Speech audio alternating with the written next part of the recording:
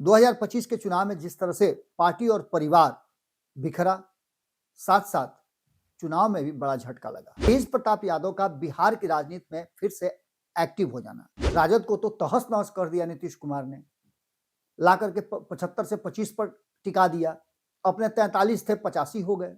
यहां आकर के अब मुख्यमंत्री का चयन पहली बार कॉमन वोट से नहीं बल्कि वोटिंग पैटर्न से हुआ। ओरमा ग्रुप, जो सोचता है वो करता है। आपके अपने सपनों का आशियाना।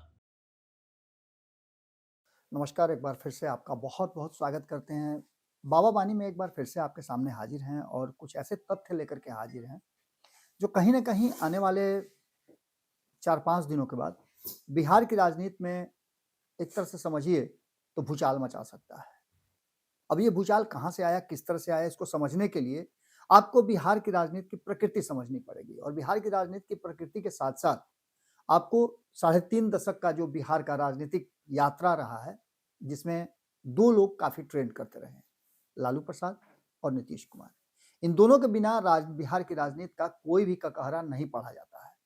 कई बार मैंने इस बात को बताया भी है कि जब से लालू प्रसाद के हाथ में बिहार की कमान आई और उसमें नीतीश कुमार की अहम भूमिका थी। उस भूमिका के साथ-साथ आज भी भले ही दोनों अलग-अलग राजनीति कर रहे हों, लेकिन जब-जब ज़रूरत दोनों को महसूस हुई है, एक-दूसरे के साथ आते रहे हैं। ज़रा भी झिझक नहीं हुई है और ना किसी तरह का कोई कंट्रोवर्सी हुआ है। दोनों कब आ जाएँगे साथ, ये कहना बड़ा मुश्किल होता है। अचानक से रात में कुछ और कहानी कही जाती है और सुबह होते-होते नीतीश कुमार को दही का टीका लगा देते हैं लालू प्रसाद। तो वहीं लालू प्रसाद भी उठते हैं अपने आवास से और पैदल-पैदल ही चले जाते हैं राबड़ी आवास। हालाँकि अब तो उस आवास को लेकर के भी कई तरह की बातें चल रही हैं और 10 सर्कुलर रोड जो है उसे खाली करने का आदेश भी हो चुका है। अब इन सभी झंझावातों, सभी बातों के बीच में जो वर्तमान परिस्थिति बनी है, उसमें सबसे बड़ी बात कि 2025 के विधानसभा चुनाव में एनडीए गठबंधन के अपार बहुमत के बाद भी नीतीश कुमार नंबर 1 की पार्टी नहीं बन पाए। लेकिन बात ये नहीं है, बात ये है कि नीतीश कुमार इस सब कुछ करने के बाद जो आने वाले समय में राज्यसभा और विधान परिषद के चुनाव होने हैं, उसमें किस तरह की भूमिका निभाएंगे, क्योंकि नीतीश कुमार की भूमिका उसमें अहम होने वाली है और अक्सर नीतीश कुमार कुछ चौंकाने वाले फैसले भी लेते रहे हैं। एक फैसला जिसमें राजद के कोटे से राज्यसभा की 2 सीटें खाली हो रही हैं, लेकिन उनके हिस्से शून्य आ रही हैं। वहीं 2025 के चुनाव में जिस तरह से पार्टी और परिवार बिखरा, साथ-साथ चुनाव में भी बड़ा झटका लगा। इन सभी बातों को समेटने के लिए लालू प्रसाद क्या कर रहे हैं? हालाँकि लालू प्रसाद की जो शारीरिक अवस्था है, कई बीमारियों से ग्रस्त हैं, किडनी का ऑपरेशन कराया, अब आँख का भी ऑपरेशन उन्होंने कराया है। उसके बावजूद भी राजनीतिक सक्रियता उनकी बहुत ज़्यादा नज़र आ रही है। पिछले रात हमने आपको बताया भी था कि तेजस्वी यादव के स्वदेश लौटने के बाद रात में गहन मीटिंग चली, परिवार के लोग शामिल थे और उस मीटिंग के बाद कई फैसले लिए गए। उन फैसलों का छन-छन करके कुछ-कुछ आ रहा है तो हमने आपको बताया। लेकिन एक तरफ दिल्ली में परिवार की गहन मीटिंग और इधर तेज प्रताप यादव का बिहार की राजनीति में फिर से एक्टिव हो जाना।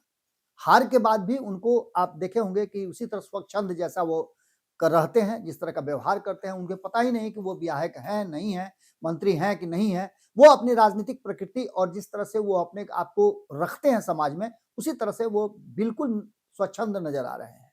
खास करके दही-चूड़ा के भोज के लिए जो निमंत्रण बाँट रहे हैं, वो बड़ा अजीबो-गरीब माहौल पैदा कर रहा है। हमने आपको बताया था कि नीतीश कुमार को भी निमंत्रण दिया गया है, राज्यपाल भी आएँगे और अलग-अलग जितनी भी राजनीतिक पार्टियां हैं लगभग सभी को निमंत्रण उन्होंने दे दिया है। इस निमंत्रण में लालू प्रसाद, तेजस्वी यादव को भी बुलाया गया है। इस बार संभावना व्यक्त की जा रही है कि राबड़ी आवास में नहीं बल्कि तेज प्रताप अपने 126 नंबर वाले आवास में ही इस बार दही चूड़ा का भोज आयोजित करेंगे। इसकी तैयारी जोर शोर से चल रही है और इससे तैयारी के साथ-साथ जो पैरेलली बिहार की राजनीति चल रही है, जो कहा जाता है कि दही चूड़ा राजनीति जो बिहार में होती है, उस राजनीति का भी कहीं न कहीं छन-छन करके कुछ-कुछ आने लगा है। इस बार राज्यसभा वाले में पेंच फंसा हुआ है और ये पेंच कहीं ना कहीं राजद को डैमेज करने की स्थिति में है। लेकिन क्या नीतीश कुमार के रहते हुए राजद डैमेज होगा? अब आपको लग रहा होगा कि मैं कह क्या रहा हूं। राजद को तो तहस नहस कर दिया नीतीश कुमार ने, ला करके 75 से 25 पर टिका दिया, अपने 43 थे 85 हो गए। तो आखिर हो क्या रहा है? हो ये रहा है कि नीतीश कुमार को निमंत्रण मिल चुका है, लेकिन राज्यसभा वाले मामले में आपको याद होगा, जरा सा 1990 के दशक में जाइए, जहां पर नीतीश कुमार सत्ता परिवर्तन के लिए तैयार थे। 1989 में आपको याद होगा कि भागलपुर दंगा हुआ था और यहां से एक बार फिर कांग्रेस के विरुद्ध जो एक बड़ी मुहिम 70-77 के दशक में शुरू हुई थी, वो एक बार फिर से नजर आने लगी। बिहार में सत्ता परिवर्तन की एक बार फिर से गूंज उठने लगी और इस गूंज के वाहक थे ये दो लोग, जिसमें नीतीश कुमार और लालू प्रसाद की भूमिका बड़ी अहम थी। हालांकि उसमें सुशील मोदी से लेकर के रविशंकर प्रसाद और जितने भी जो जेपी आंदोलन के लोग थे, वो सारे लोग उसमें शामिल थे। इसमें जॉर्ज फर्नांडिस से लेकर के बाकी सारे लोग कहीं ना कहीं एक्शन में थे। लेकिन ये सब राजनीति करते थे केंद्र की। लालू प्रसाद, नीतीश कुमार, सुशील मोदी, रविशंकर प्रसाद, ये सभी लोग बिहार की राजनीति करते थे। और बिहार की राजनीति में, बिहार में सत्ता परिवर्तन की जैसे सुगबुगाहट हुई तो पेंच फंसा दिया था। आपको याद होगा कि उस समय की जो कहानी थी कि प्रधानमंत्री के रूप में बीपी सिंह थे, 90 के दशक की मैं बात कर रहा हूं। उप प्रधानमंत्री देवीलाल थे और चंद्रशेखर के साथ बीपी सिंह की नहीं पड़ती थी। 3 खेमे थे। बिहार में मुख्यमंत्री के चयन को लेकर के मामला जब सामने आया तो रामसुंदर दास को मुख्यमंत्री देखना चाहते थे बीपी सिंह, तो वहीं देवीलाल की पहली पसंद उप मुख्यमंत्री भी थे और उनकी पहली पसंद लालू प्रसाद थे। उसके पीछे उनका तर्क भी था। लेकिन वहीं मामला जब भी फंसता हुआ दिखाई दिया और ऐसा लगा कि नीतीश कुमार की भी मंशा लालू प्रसाद को मुख्यमंत्री बनाने की है और उनको ऐसा लगता है कि लालू प्रसाद के साथ वो जो राजनीति कर रहे हैं, अगर लालू प्रसाद मुख्यमंत्री बन जाएंगे तो बिहार में दबदबा हो जाएगा, क्योंकि पिछड़ों का एक बड़ा दबदबा था और पिछड़ों में सबसे बड़ी जाति जो थी वो यादव जाति थी।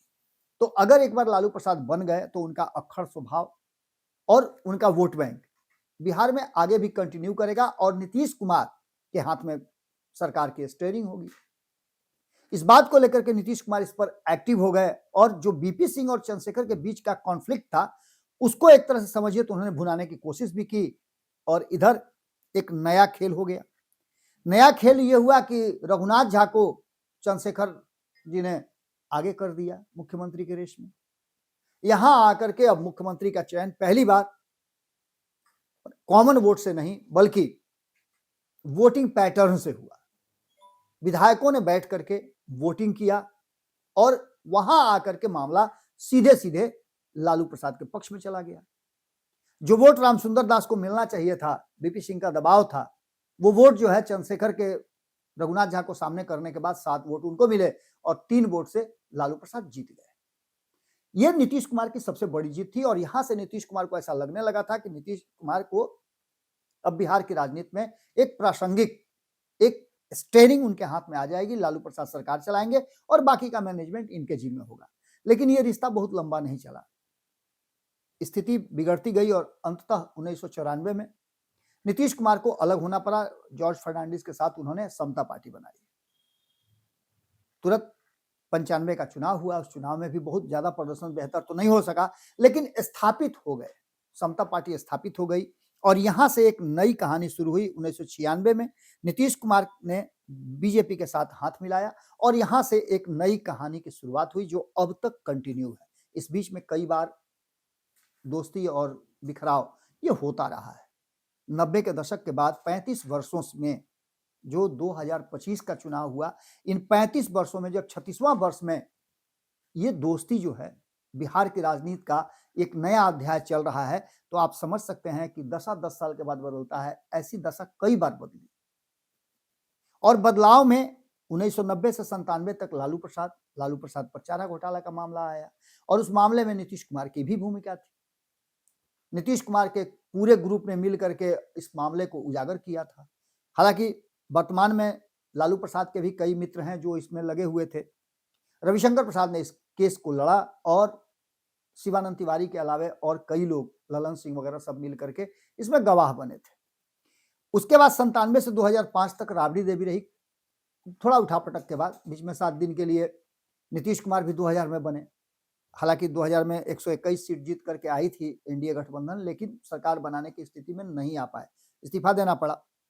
इसके बाद 2005 में जब अक्टूबर में चुनाव हुआ, राष्ट्रपति शासन 2005 के फरवरी से लेकर के अक्टूबर के बीच तक जो रहा, उस बीच में नीतीश कुमार ने तैयारी शुरू की और जैसा कि हमने आपको पहले ही बताया था कि यात्राओं का एक सिलसिला चला और इस सिलसिला में नीतीश कुमार को बिहार की जनता ने एक बार फिर से उनके बात को माना और न्याय संगत सुशासन की बात का उनका समर्थन किया और नीतीश कुमार 2005 में मुख्यमंत्री बने। तब से पीछे मुड़ करके उन्होंने नहीं देखा है। लेकिन 2005 से 14 तक के इस सफर में कई कहानियां रची गई। 13 में वो अलग हुए, जहां आपको याद होगा कि 2013 में जो परिस्थिति थी उसमें नीतीश कुमार के पास 115 विधायक थे, उनको बहुमत साबित करना था। एनडीए से अलग हुए थे, 91 विधायक लेकर के भारतीय जनता पार्टी भी उनका जम करके विरोध कर रही थी। अचानक से नीतीश कुमार सारी परिस्थितियों को लेकर के, जो मामला था आपको पता है कि कैसे भारतीय जनता पार्टी ने एक तरफा फैसला ले लिया। एनडीए गठबंधन के नेता के रूप में जैसे ही नरेंद्र मोदी का नाम सामने आया, नीतीश नाराज हो गए। उन्होंने मंत्रिमंडल बर्खास्त कर दिया और बहुमत साबित करने की स्थिति आ गई। भाजपा ने कहा कि बहुमत साबित कीजिए, और जब बहुमत साबित करने की बात आई तो जैसे ही ये परिस्थिति आई, उसमें बहुमत साबित करने की स्थिति आई, तो 16 जून को नीतीश कुमार अलग होकर के विश्वास मत हासिल करने के लिए गए। तो 19 जून को जब विश्वास मत पर सदन में पेश होने लगा तो लालू प्रसाद ने उनके विरुद्ध मतदान किया। उनके विरुद्ध मतदान करने के बाद भी जो परिस्थितियां थी, 115 जेडीयू के पास थे, कांग्रेस के पास 9 विधायक थे और लेफ्ट के पास 4 विधायक थे। 128 का यह आंकड़ा हो रहा था और इन सभी ने नीतीश कुमार का समर्थन किया। नीतीश कुमार का समर्थन किया, वहीं 91 भारतीय जनता पार्टी के और 22 जो थे वो राजद के, चूंकि नीतीश कुमार से नाराज थे लालू प्रसाद, और यहां से 2 निर्दलीय, इन सभी को मिलाकर के 243 सीटों वाले विधानसभा में 122 का आंकड़ा था, जिसमें 128 प्राप्त करने में सफल रहे नीतीश कुमार और उनकी सरकार बच गई। नीतीश कुमार मुख्यमंत्री रहे, लेकिन 2014 के चुनाव में उनकी करारी हार हुई। एनडीए से अलग होने के बाद उनको मात्र 2 सीटें आई लोकसभा में, और इसके साथ नैतिकता की जिम्मेवारी लेते हुए उन्होंने इस्तीफा दिया था। हमने आपको बताया कि 2014 से लेकर के 15 तक 9 महीने के आसपास जीतन राम मांझी को उन्होंने मुख्यमंत्री बनाया और यात्रा पर निकल गए। इस बीच आपको बता दें कि एक घटना घटी, जिस घटना में प्रशांत किशोर, जो कि 2014 में नरेंद्र मोदी के लिए राजनीतिक रणनीतिकार के रूप में काम कर रहे थे, वहां से उनका दुराव हुआ और वो नीतीश कुमार के पास चले आए। जब नीतीश कुमार के पास चले आए तो नीतीश कुमार के साथ जब उन्होंने मंत्रणा की, बातचीत किया, तो लालू प्रसाद और कांग्रेस को जोड़ करके महागठबंधन बना। 2015 के विधानसभा चुनाव में एक बार फिर से लालू प्रसाद और नीतीश कुमार सारे डिफरेंसेस को भुला करके एक साथ आए। आप सोच रहे होंगे कि मैं ये कहानी आपको क्यों सुना रहा हूं, तो इस कहानी का सीधा जुड़ाव है कि नीतीश कुमार अपने भतीजे को राज्यसभा भेजेंगे। ऐसा नहीं है कि पूरी तरह से सुखाड़ आ जाएगा राजद में। जब जब राजद में सुखाड़ आने की स्थिति हुई है, तब तक नीतीश कुमार ने खाद पानी देकर के उसे हरा किया है। चाहे वो 2010 के बाद जब लालू प्रसाद अपने पूरे परिवार सहित गाय बैल सब लेकर के निकल गए थे दिल्ली, तो नीतीश कुमार ने पुनः बिहार की राजनीति में उनका बीजारोपण किया और उन्हें खाद पानी देकर के सत्ता में स्थापित किया। 2015 में आपने देखा कि किस तरह से लालू प्रसाद फिर पनके और नीतीश कुमार से बड़ी पार्टी होकर के आए। यही स्थिति जब धीरे धीरे करके नीतीश कुमार का कद छोटा होने लगा, 2020 में नीतीश कुमार बुरी तरह से परास्त हुए और एक साजिश, जैसा कि नीतीश कुमार कहते हैं कि कौन अपना कौन पराया पता नहीं चला। 2020 में जब 43 सीटों पे आकर के अटक गए वो, तो उन्होंने फिर से लालू प्रसाद की याद उनको आई और तेजस्वी यादव को 2022 में फिर से सत्ता पर लेकर के चले आए। ऐसा लालू प्रसाद ने भी अपनी राजनीति में किया है और ये दोनों की राजनीतिक प्रकृति लगभग एक तरह की रही है। दोनों सबसे उच्च शिखर पे बैठने के आदी रहे हैं और इसके लिए वो एक तरह अलग अलग तरह की राजनीतिक जो चाणक्य नीतियां हैं वो चलते रहे हैं। दोनों बिहार की राजनीति के बड़ी प्रासंगिक हैं, इनके बिना बिहार की राजनीति की शुरुआत नहीं होती है। अब जबकि बिहार में एक बार फिर से लगभग 10 से ज्यादा 1 दर्जन सीटों पे विधान परिषद के सदस्यों का चयन होना है, वहीं आपको बताएं कि राज्यसभा की 5 खाली सीटों का भी चयन होना है। तो ऐसे में सीधा सीधा नजर आ रहा है कि एनडीए गठबंधन के पास पूर्ण बहुमत है और ये पांचों सीटें उसके पाले में जा सकती हैं। लेकिन अगर ऐसा होता है तो राज्यसभा में भारतीय जनता पार्टी की मजबूत स्थिति होगी और बहुमत उसके पास होगा।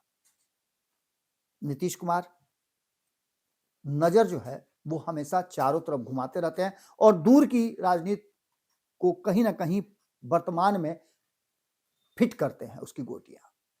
इसी गोटी फिट करने में कहा यह जा रहा है कि लालू प्रसाद को इंटरनल या एक्सटर्नल या फिर किसी और तरीके से एक सीट देने की तैयारी चल रही है और वो सीट कहीं ना कहीं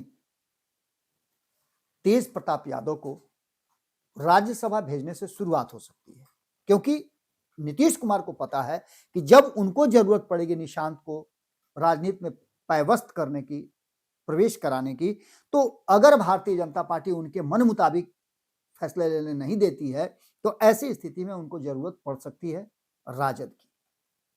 और जब जरूरत पड़ेगी तो एक एहसान जो नीतीश कुमार करेंगे, उस एहसान के बदले बहुत कुछ मिलना है।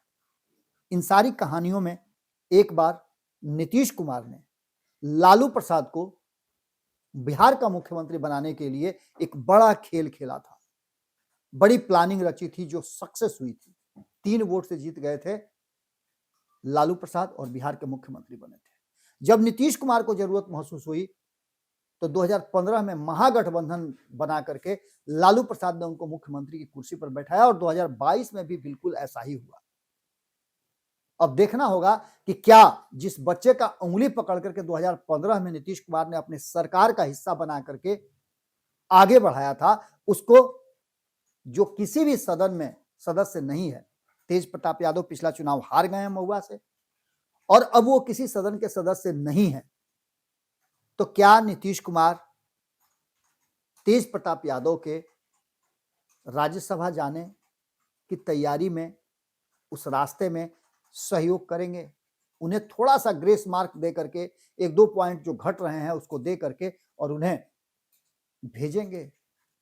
क्योंकि नीतीश कुमार की 2 सीटें तो कंफर्म है, 82 सीटें हैं, 3 वोट उनके पास हैं बचे हुए, उसका किस तरह से उपयोग होगा और ये लड़ाई कहां जाती है? हालांकि एक बहुत महत्वपूर्ण बात यह है कि उपेंद्र कुशवाहा राज्यसभा के सदस्य हैं, उनका भी कार्यकाल खत्म हो रहा है और उनकी सीट खाली हो रही है इस 5 में। दूसरी तरफ एनडीए गठबंधन में ही जीतन राम मांझी राज्यसभा की डिमांड कर रहे हैं, तो स्वाभाविक रूप से 19 सीट वाले चिराग पासवान ने नीतीश कुमार का बहुत साथ दिया है। इस बार के चुनाव में उनकी भूमिका सराहनीय रही है। एनडीए गठबंधन के 202 सीटों में उनका भी योगदान कहा जाता है कि सबसे ज्यादा साइलेंट और सबसे ज्यादा महत्वपूर्ण रहा है, क्योंकि उन्होंने शुरू से ही कह दिया था कि 243 सीटों पे वो चुनाव लड़ रहे हैं और उसका फायदा दिखा। तो क्या उनको राज्यसभा, उनके लिए एक राज्यसभा की सीट पर साथ देंगे? ये पूरी कहानी किस तरफ स्विच करती है, शिफ्ट करती है, अगर तेज प्रताप यादव के निमंत्रण को स्वीकार करके लालू परिवार और तेज प्रताप के दही चूड़ा भोज में नीतीश कुमार की एंट्री होती है, तो निश्चित रूप से बिहार की राजनीति में यह खुल करके सामने आ जाएगा कि आखिर होने वाला क्या है। क्या भतीजे पर भरोसा करके उन्हें राज्यसभा भेजेंगे? जुड़े रहिए भारत लाइव के साथ।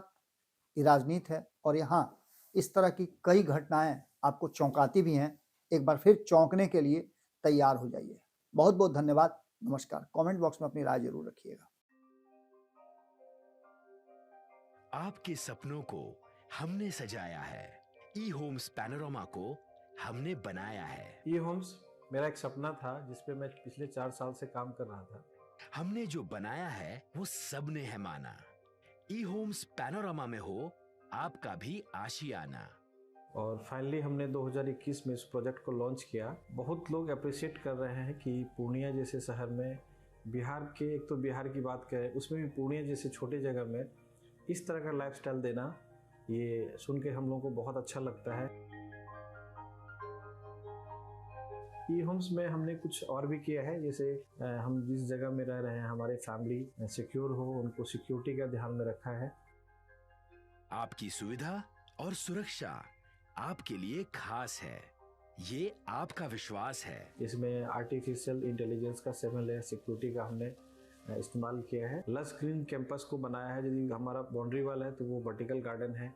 ये जितनी भी फैसिलिटी होता है एक इंटरनेशनल टाउनशिप में, ई होम्स है, ये हम लोग विश्वास नहीं कर पा रहे हैं। जो भी हमारे मित्र दोस्त या जो भी हमारे बाहर के बाहर आते हैं, तो हम लोगों को बहुत अच्छा सुनने को मिलता है और बहुत अच्छा क्रेडिट मिल रहा है। वो सारा हमने सिर्फ एक बिल्डिंग नहीं बनाया, हमें एक बहुत अच्छा लाइफस्टाइल दिया ई होम्स में, और मेरा एक सपना था जिसको मैं आज फुलफिल होते हुए देख रहा हूँ। ये आपका आवास है। ई होम्स पैनोरामा में अब आपका निवास है। E Homes Panorama, luxurious lifestyle redefined. Panorama group, जो सोचता है वो करता है। अगर ये वीडियो पसंद आई और वह बिहार के राजनीति और बिहारियत से सरोकार रखेनी तो सब्सक्राइब बटन दबा के चैनल के सब्सक्राइब कर ली। ओजे एगो घंटी बा, ओकरा बटन दबा देला से कुल सटीक और मारक खबर रुआ मुफ्त में मिल जाई। अगर रुआ पत्रकारिता के हमनी के नया प्रयोग में सहयोग कर चाहतानी तो ज्वाइन बटन दबा दी। पेटीएम नंबर नोट कर ली 9386816700।